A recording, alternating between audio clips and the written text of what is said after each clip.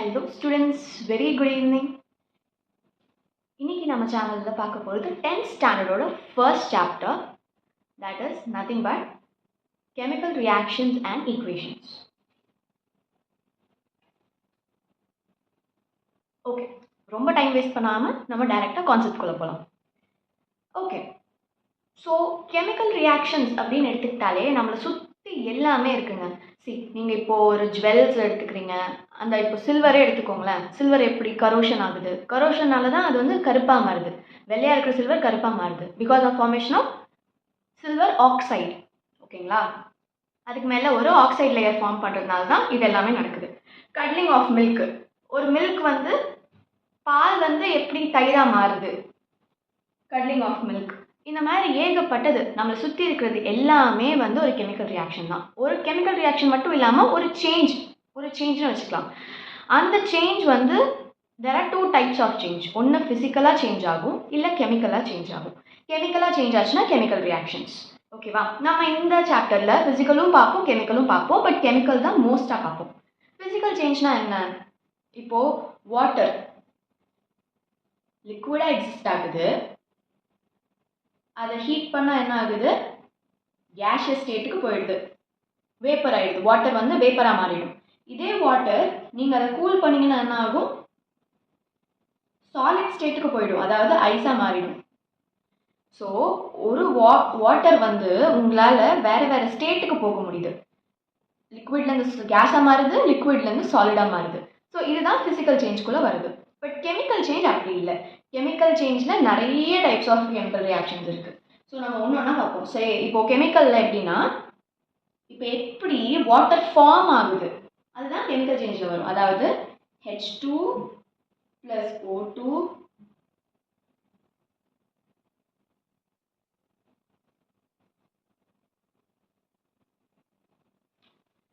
So இந்த மாதிரி reactions தான் கெமிக்கல் சேஞ்சுக்குள்ளே வரும்.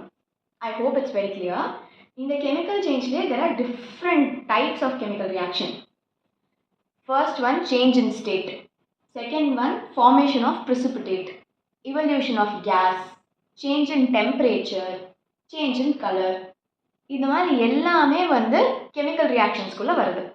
நம்ம ஒன்றொன்னா பொறுமையாக பார்க்கலாம். இது clear தானங்க? I'm just wiping it off. I hope it's very clear for you all.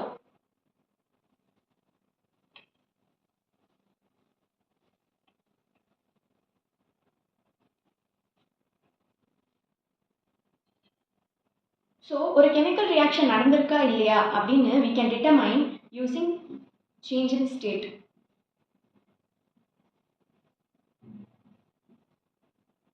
Formation of precipitate. Precipitateனா என்ன? Settling down of some particles. Okay, நான் உங்களுக்கு சொல்கிறேன் அது என்னென்னு. பட் இப்போதைக்கு நீங்கள் செட்டிலிங் டவுன்னு வச்சுக்கோங்க. Third, evolution of gas.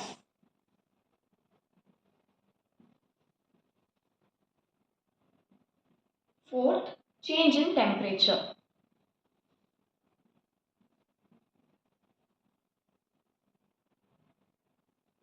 Fifth, change in color.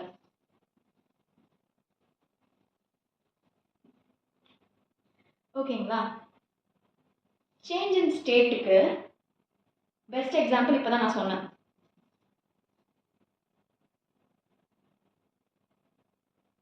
Hydrogen plus O2 gas gives 2H2O liquid.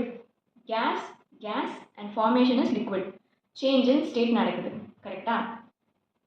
Formation of precipitate. இதுக்கு எக்ஸாம்பிள் நான் சொல்கிறேன் பாருங்க. NaCl சால்ட் எடுத்துக்கோங்க. அக்வஸாக இருக்கும். அக்வஸ்னா என்ன தெரியுமா?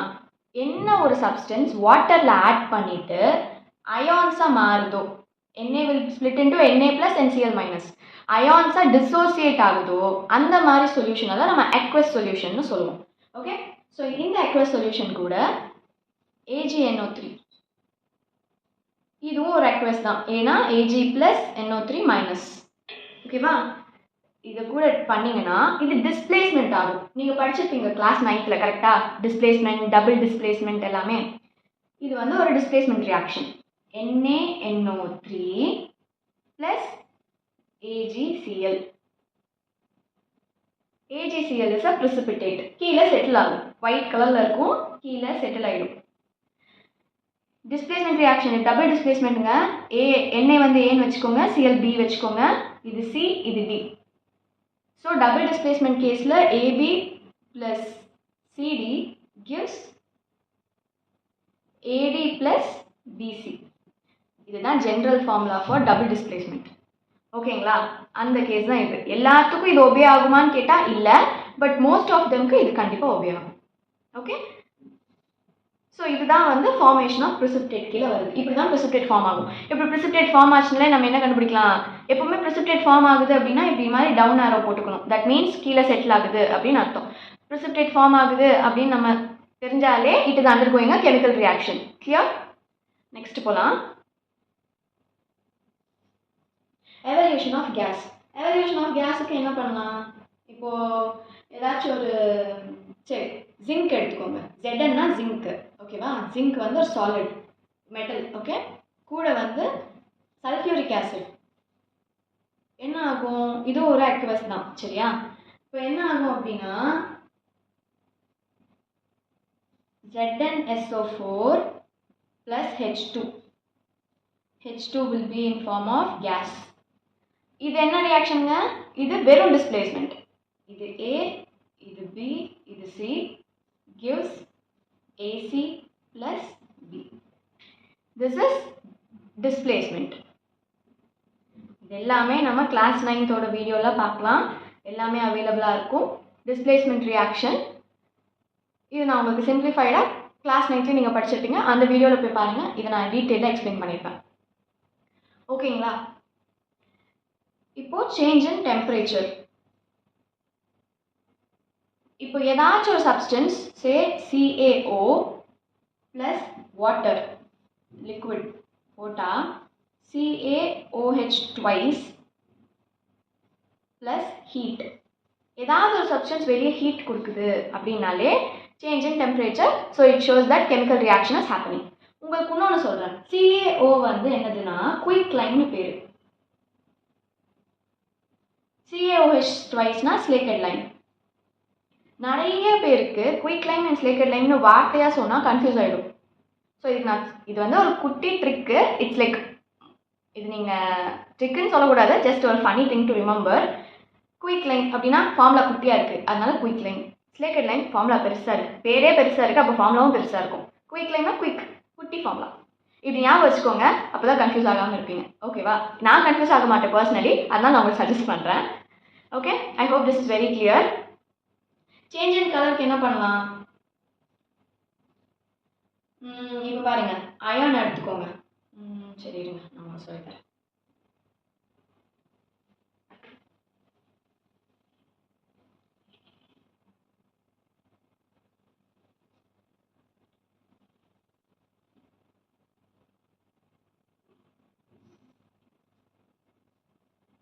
அயான் ஓகேவா?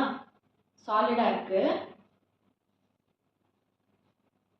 CuSO4 aqueous, Cu2 plus SO4 2 minus. ஓகேவா? இதுவும் டிஸ்பிளேஸ்மெண்ட் தான்.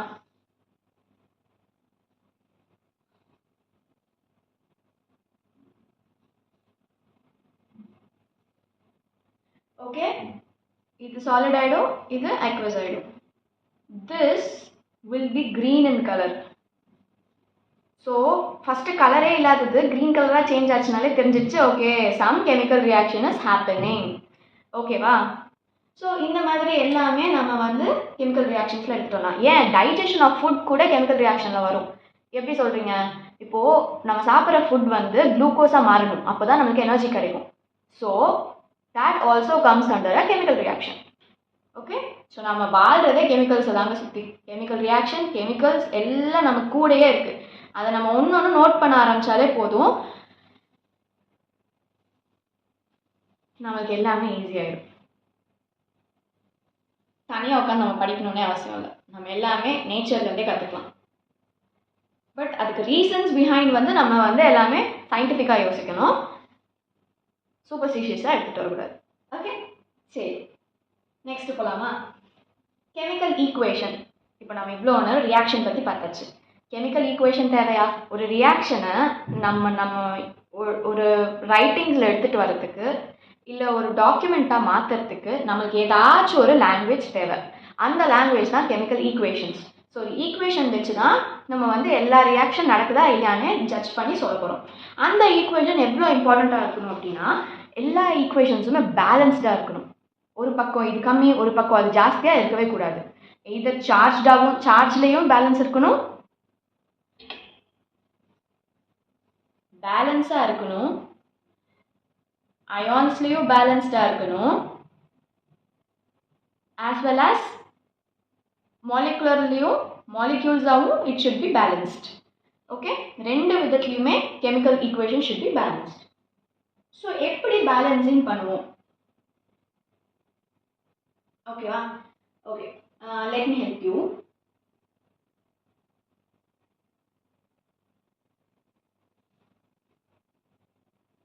ஒரு எக்ஸாம்பிள் எடுத்துப்போம்.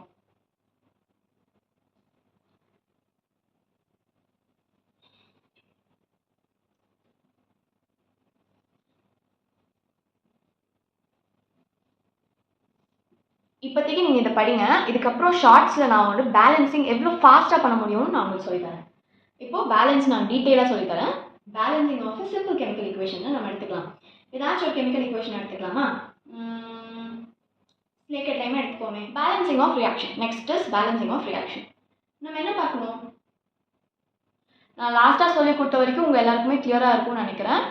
ஏன் நமக்கு கெமிக்கல் ரியாக்ஷன்ஸ் ரொம்ப இம்பார்ட்டண்ட், ஏன் பேலன்சிங் இஸ் ரொம்ப இம்பார்ட்டண்ட் அப்படின்ட்டு. இப்போ நம்ம பேலன்சிங் ஆஃப் ரியாக்ஷன் பார்க்கலாம். ஓகே, பேலன்சிங் ஆஃப் ரியாக்ஷன் ஒரு சிம்பிளாக ஏதாச்சும் ஒரு கெமிக்கல் ஈக்குவேஷன் எடுத்துகிட்டு நம்ம பேலன்ஸ் பண்ணி பார்க்கலாம். ஃபர்ஸ்ட், எல்லாருமே உங்களுக்கு ரைட்டிங்ஸில் தான் கொடுப்பாங்க. ஓகேவா? யாருமே வந்து உங்களுக்கு ஈஸியாகிறதுக்கு ஃபார்முலாவில் கொடுக்கவே மாட்டாங்க.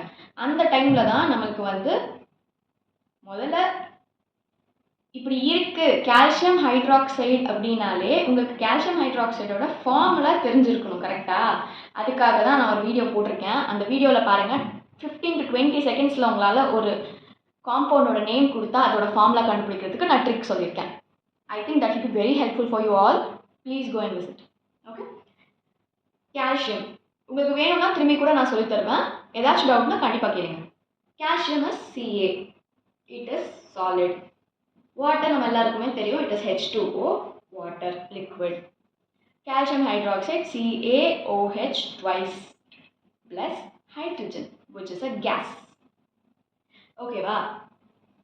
எப்போவுமே இந்த ஸ்டேட் எழுதுறது மறந்துடாதீங்க. இந்த ஸ்டேட் எழுதாமல் விட்டால் கூட போர்டு எக்ஸாம்ஸில் உங்களுக்கு half மார்க் குறைச்சிருவாங்க. இது எல்லாத்துக்குமே சேர்த்து தான் மார்க் போடுவாங்க. சாலிட், லிக்விட், அக்வஸ், கேஸ் இது எல்லாமே எழுதி தான் ஆகணும். ஓகேவா? ஓகே, ஸோ இந்த கேஸில் பாருங்கள், ஃபஸ்ட்டு எப்போவுமே கால்சியம் என்னென்னலாம் எலிமெண்ட்ஸ் இருக்குன்னு முதல்ல எழுதிக்கோங்க. ஆக்சிஜன். ஓகேவா? LHS, RHS, left hand side, right hand side. Calcium ஒன்று தான் இருக்குது. So it is good. Hydrogen இங்கே 2 இருக்குது, இந்த பக்கம் 2, 4. So anything which is whatever elements is present inside the bracket and whatever number is there outside the bracket, this is common for both the elements. Okay, so hydrogen is in LHS 2, in RHS it is 4, right? Oxygen in LHS is 1, but RHS it is 2. So இப்போ நம்ம இதை balance பண்ணணும். calcium, water, calcium ஹைட்ராக்சைடுக்கு நான் என்ன சொல்லியிருந்தேன், அதுக்கு பேர் என்ன? Slaked Lime. ஓகே, இப்போ நீங்கள் பாருங்கள், இங்கே 2 இருக்குது, இங்கே 4 இருக்குது. கரெக்டாக? இங்கே ஒரு 2 ஆட் பண்ணால் இப்போ ஹைட்ரஜன் எவ்வளோ ஆச்சு? 4 ஆயிடுச்சு. இந்த பக்கமும் ஹைட்ரஜன் 4 ஆயிடுச்சு. therefore calcium balanced, hydrogen balanced. இப்போ ஆக்சிஜன் பாருங்கள், இங்கே 2, இங்கேயும் 2. ஆக்சிஜனும் ஆட்டோமேட்டிக்காக பேலன்ஸ்ட் ஆயிடுச்சு. therefore this reaction is balanced. ஓகேவா? ஏதாச்சும் டவுட் இருந்தால் கண்டிப்பாக கேளுங்க. I hope it is very clear for you all. Next reaction போகலாமா? இன்னொரு சிம்பிளான எக்ஸாம்பிள் நான் உங்களுக்கு எடுத்து சொல்லி தரேன்.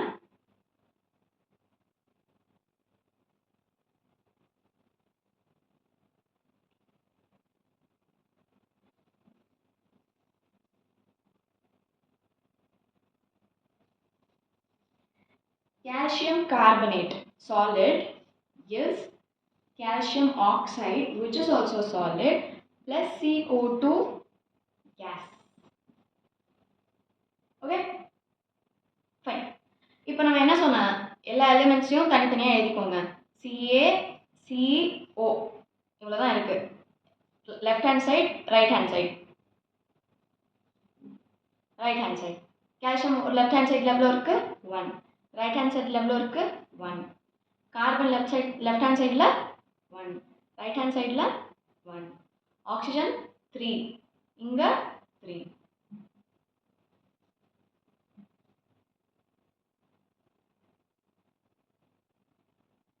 அப்படின்னா என்ன அர்த்தம்? This reaction is already balanced. எதுவுமே பண்ண தேவையில்லை. இந்த மாதிரி ரியாக்ஷன் வந்துச்சுன்னா கப்பு சிப்புன்னு பேலன்ஸ்னு எழுதிட்டு போயிட்டே இருக்கும். ஓகேவா? நெக்ஸ்ட் எக்ஸாம்பிள் பாருங்க.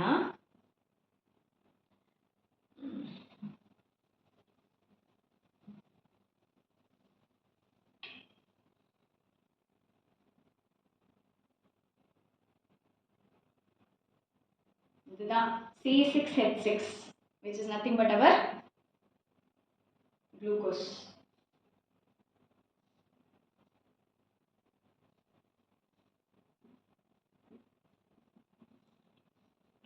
ஓகேவா? இதை இப்போ பேலன்ஸ் பண்ணணும். COH left hand side, right hand side. Carbon எவ்வளோ இருக்குது லெஃப்ட் ஹேண்ட் சைடில் 6, ரைட் ஹேண்ட் சைடில் 1 தான் இருக்குது. ஹைட்ரஜன் 6, ரைட் ஹேண்ட் சைடில் 2, 2, 2. therefore ஆக்சிஜன் இப்போ மாற்ற தேவையில்லை. கார்பன் டிஃப்ரென்ஸ் இருக்குது. ஃபர்ஸ்ட் எப்போவுமே நம்ம கார்பனுக்கு எடுக்கணும், அப்புறம் ஹைட்ரஜனுக்கு வரணும், லாஸ்ட்டாக தான் ஆக்சிஜனுக்கு வரணும். ஓகேவா? ஸோ கார்பன் எடுத்துக்கலாம்.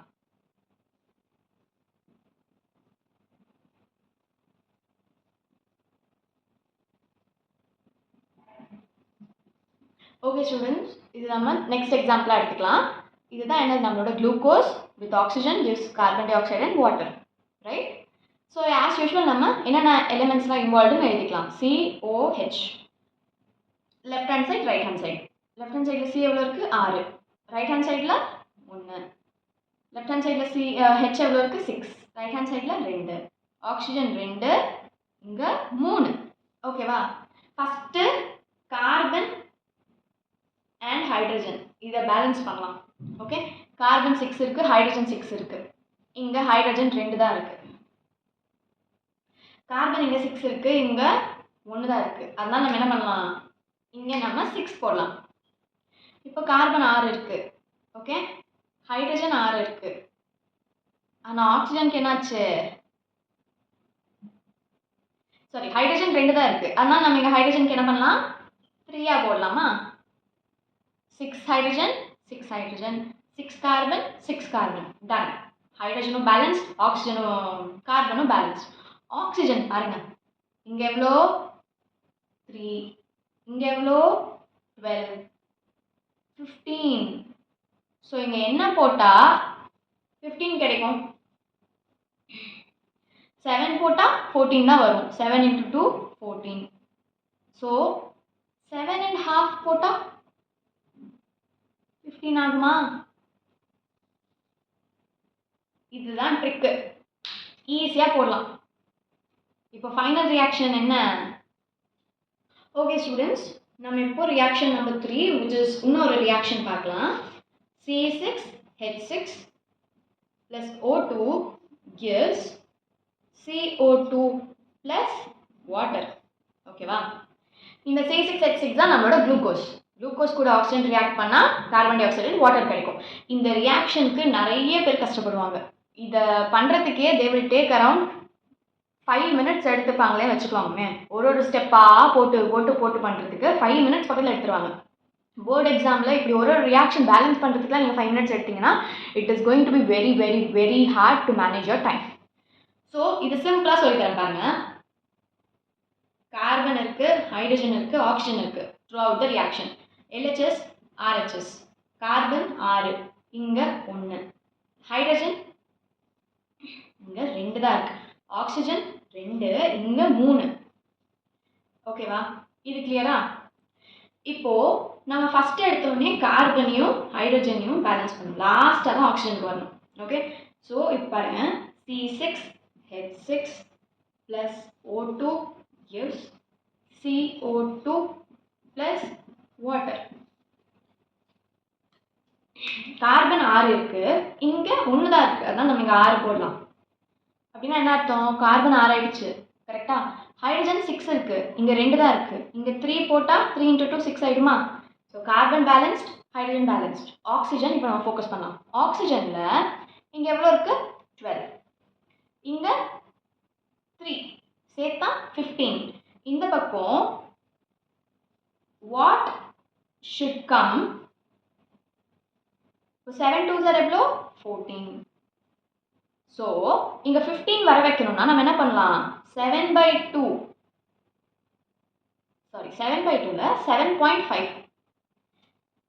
I mean 7.5, which is 7.5. 7.5 into 2 போட்டிங்கன்னா 15. Therefore, the final equation is C6H6 7.5 O2 6 CO2 plus 3 H2O.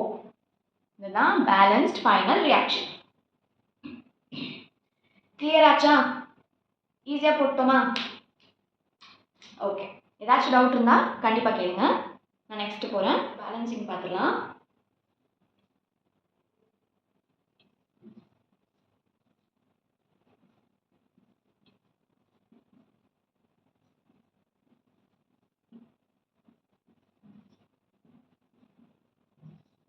Okay, இதை யாராச்சும் பேலன்ஸ் பண்ணி கரெக்டாக சொல்லுங்கள் பார்ப்போம். இதுக்கு பேர், இது எக்ஸாக வச்சுப்போம், இதுக்கு ஒய்யாக வச்சுப்போம்,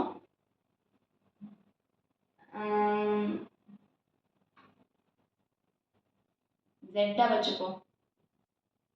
ஓகே, இல்லை ஆல்ரெடி பேலன்ஸ்டா?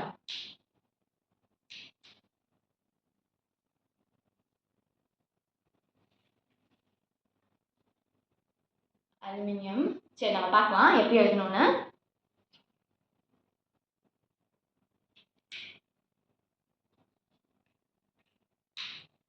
ஓகே ஸ்டூடெண்ட்ஸ், இதுதான் 4th example. Al2O3 plus NaOH gives NaAlO2 plus H2O. இது X, Y, Z and some A வச்சுக்கோங்களேன். சொல்லுங்க பார்ப்போம் கமெண்ட் பாக்ஸில். X என்ன, Y என்ன, Z என்ன, A என்ன? நான் கீழே இப்போ சொல்லித்தரேன். ஐ ஹோப் நீங்கள் எல்லாருமே கமெண்ட் பண்ணியிருப்பீங்கன்னு. ஓகே, கமெண்ட் பண்ணியாச்சா? ஏஎல் எழுதிக்கோங்க, ஓ எழுதிக்கோங்க, என்னென்னலாம் எலிமெண்ட்ஸ் ப்ரெசென்ட்டாக இருக்கோ எல்லாத்தையும் எழுதிக்கோங்க. எல்ஹெச்எஸில் அண்ட் ஆர்ஹெச்எஸில். எல்ஹெச்எஸில் எவ்வளோ ஏஎல் இருக்குது? 2. ஆர்ஹெச்எஸில் 1 தான் இருக்குது. ஆக்சிஜன் எவ்வளோ இருக்குது? 3 + 1 4. இங்கே 2 1 3. Hydrogen, sodium 1 1, sodium 1 1 balanced. Hydrogen 1, இங்கே 2. ஓகே, ஸோ நம்ம இப்போ என்ன பண்ணலாம் அப்படின்னா, ஃபஸ்ட்டு அலுமினியமை பேலன்ஸ் பண்ணணும். இந்த பக்கம் 2 இருக்குது அலுமினியம், இங்கே 1 தான் இருக்குது. ஸோ நம்ம என்ன பண்ணலாம்? Al2O3 plus NaOH gives NaAlO2 plus H2O. கரெக்டா?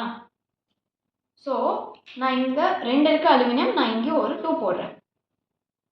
ஸோ அலுமினியம் 2 ஆயிடுச்சு. சோடியம் இப்போ 2 ஆயிடுச்சு. அலுமினியமோட சேர்த்து சோடியமும் 2 ஆயிடுச்சு. ஸோ இங்கேயும் நம்ம ஒரு 2 போடுவோம். இப்போ பார்க்கலாமா? Al 2 இருக்குது, இங்கேயும் 2 இருக்குது. ஆக்சிஜன் 3, சாரி ஆக்சிஜன் லாஸ்ட்டாக வரலாம். Sodium 2, sodium 2. Al sodium balanced. Hydrogen 2 2 balanced. Oxygen 3 + 2 5. Okay, இங்கே 4 + 1 5. So this reaction is balanced. Okay, கிளியரா? ஓகே, ஸோ நான் மேக்ஸிமம் எவ்வளோ முடியுமோ எல்லா பேலன்சிங் டஃப்பான கெமிக்கல் ரியாக்ஷன்ஸையும் எடுத்து நான் உங்களுக்கு எக்ஸ்பிளைன் பண்ணிட்டேன். இன்னும் ஏதாச்சும் டவுட் இருந்தது, உங்களுக்கு ஏதாச்சும் கெமிக்கல் ஃபார்முலா ரியாக்ஷன்ஸ் செய்ய தெரியல, எனக்கு டவுட் இருக்குது அப்படின்னு நினச்சிங்கன்னா கமெண்ட் பாக்ஸில் அந்த ரியாக்ஷனோ இல்லை அதோட ஃபோட்டோவோ எனக்கு சென்ட் பண்ணுங்கள். நான் அதை சால்வ் பண்ணி உங்களுக்கு திரும்பி ரிவர்ட் பேக் பண்ணுறேன். Okay students, thank you.